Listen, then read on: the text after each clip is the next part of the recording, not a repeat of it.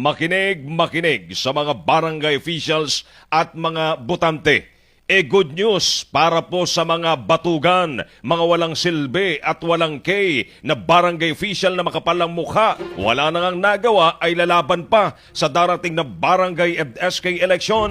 Dahil kapag po kayo ay muling mananalo sa halalan, ay hindi lang 3 taon, kundi 4 na taon po kayo sa pwesto. Ibig sabihin, ang pagtitiis ng inyong mga kabarangay ay hanggang 2030 pa. Alinsunod po kasi sa itinadhana ng batas sa ilalim ng RA 12232. Ang termino sa pananungkulan ng lahat ng maihahalal na opisyal ng barangay at sangguniang kabataan ay 4 na taon na. Kung kayo po ay papalarin, magsisimula ang inyo pong pagiging elected officials sa December 1, 2026 at magtatapos ito sa December 1, 2030. Para sa mga incumbent barangay officials, maaari pa rin silang tumakbong muli hanggat hindi nila nalalagpasan ang 3 taong magkakasunod na termino sa parehong posisyon. Hanggat makapal pa po, sige lang ng sige. Kaya kung ang isang opisyal ay dati nang nanalo noong 2018 at 2030, ay magpahinga ka na po. Ay, mali-maling nabasa ko. At mananalo muli ngayong 2026.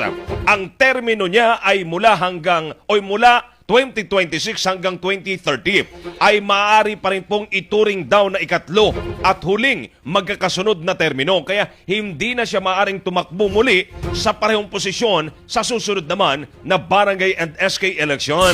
Samantala, ang mga bagong halal pa lamang sa 2026 ay maaari pang tumakbong muli sa 2030 dahil unang termino pa lamang nila ito.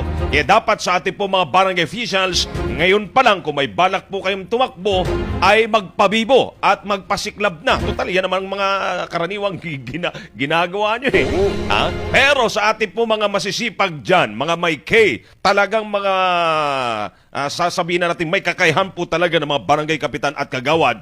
Good job at sana po ay manalo po ulit kayo sa barangay and SK election. Kayo ba?